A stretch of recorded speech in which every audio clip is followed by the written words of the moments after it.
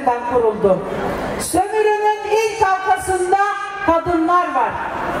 Bizi kölelik tarihine mahkum etmek isteyen bir sistemle karşı karşıyayız. Bu sisteme karşı başta Van olmak üzere Kürdistan'da, Orta Doğu'da direnen bütün kadınlar özgürlük tarihini yazıyor, yazmaya devam edeceğiz. Sakine Cansız, Aysel Doğan hakikat mücadelesi verdiler. Onların hakikat mücadelesi, onların inancı kadınların özgürlük tarihine öncülük etti. Sevgili Nagihan Akarsel'in inadı, inancı, arayışı kadın özgürlük tarihine Nisan tadında bahar oldu.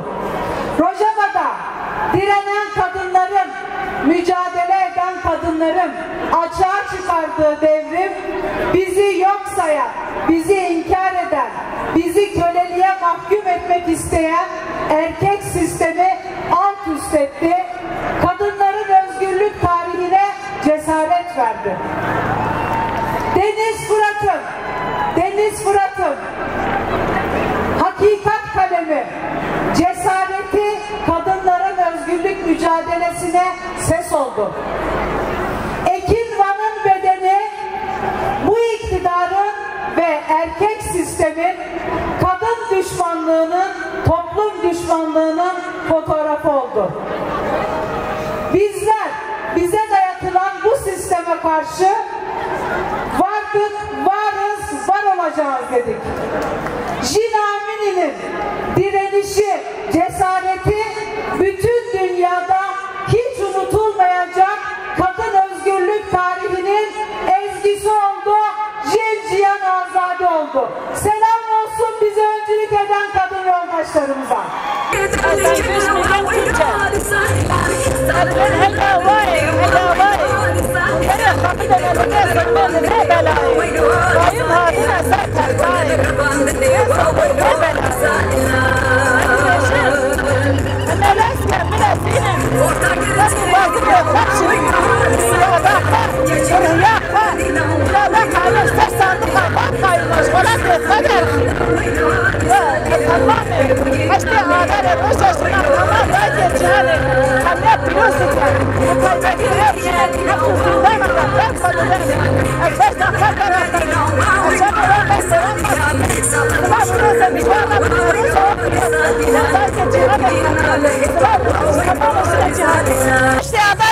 İnşallah.